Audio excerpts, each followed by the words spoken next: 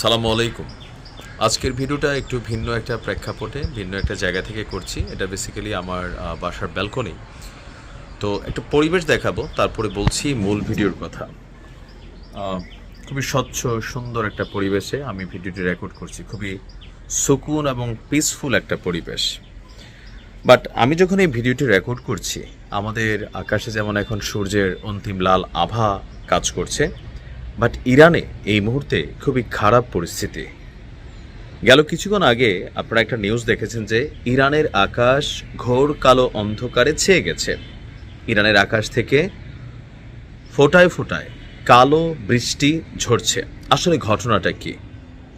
মার্কিন যুক্তরাষ্ট্র এবং ইসরায়েল তারা যখন প্রযুক্তিগত অভিযান চালায়, আপনাদের খেয়াল থাকার কথা করোনা, আমরা কেউ কেউ বলছিলাম এটা একটা ভাইরাস, আবার কেউ কেউ এটা নিয়ে চ্যালেঞ্জও হয়েছিল যে এটা আসলে একটা আপনার টেস্টের মধ্যে থাকে না, যে গবেষণা করা একটা জীবাণু, যেটার মাধ্যমে পশ্চিমারা নানান ধরনের অ্যাক্টিভিটিস পৃথিবীর বিভিন্ন দেশে চালায়। তো আজকে ইরানে যখন এই কালো অশ্রু ফোঁটা বা কালো বৃষ্টির ফোঁটা পড়ছে, পুরো আকাশ জুড়ে ঘন অন্ধকারে ছেয়ে গেছে, সেইটার মিনিংস হচ্ছে ইরানে সর্বশেষ আজকে যে অভিযান চালানো হয়েছে ইসরায়েল এবং আমেরিকার পক্ষ থেকে, সেইখানে তারা কিছু কেমিক্যাল ইউজ করেছে। কেমিক্যাল ওয়ার বাংলাদেশে হিন্দিতে বেশ কয়েকটা ছবি আপনারা দেখেছেন কেমিক্যাল ব্যবহার করলে কেমন হয়। তুরস্কে একবার দেখেছিলাম আমরা যে কেমিক্যাল ব্যবহার করা হয়েছে কেমন হয়।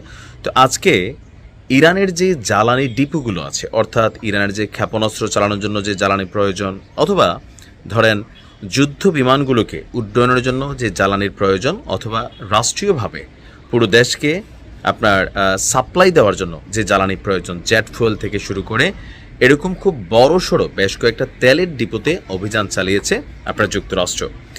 আর এখানে অভিযান চালাতে যেই ক্ষেপণাস্ত্র বা ড্রোন ব্যবহার করা হয়েছে, এগুলো বিশেষ কেমিক্যাল দ্বারা আবহিত ছিল।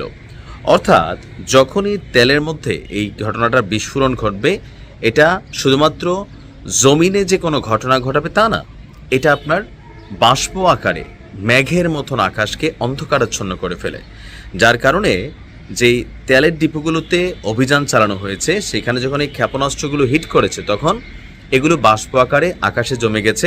আবার সেখান থেকে ঘনীভূত হয়ে, আমরা জানি বৃষ্টি কিভাবে হয়, মেঘ যখন একটা জায়গায় অতিরিক্ত ঘনীভূত হয় তখন সেখান থেকে বৃষ্টি ঝরে।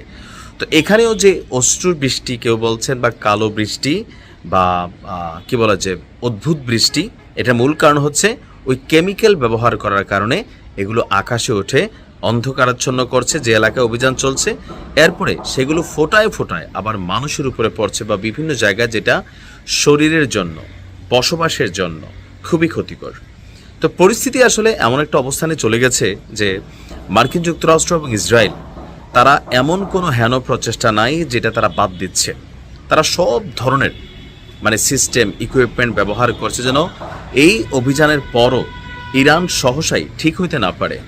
তারা চাচ্ছে যে লম্বা একটা সময় ইরান যেন সাফার করে। আল্লাহ ইরানকে হেফাজত করুক। আসসালামু আলাইকুম।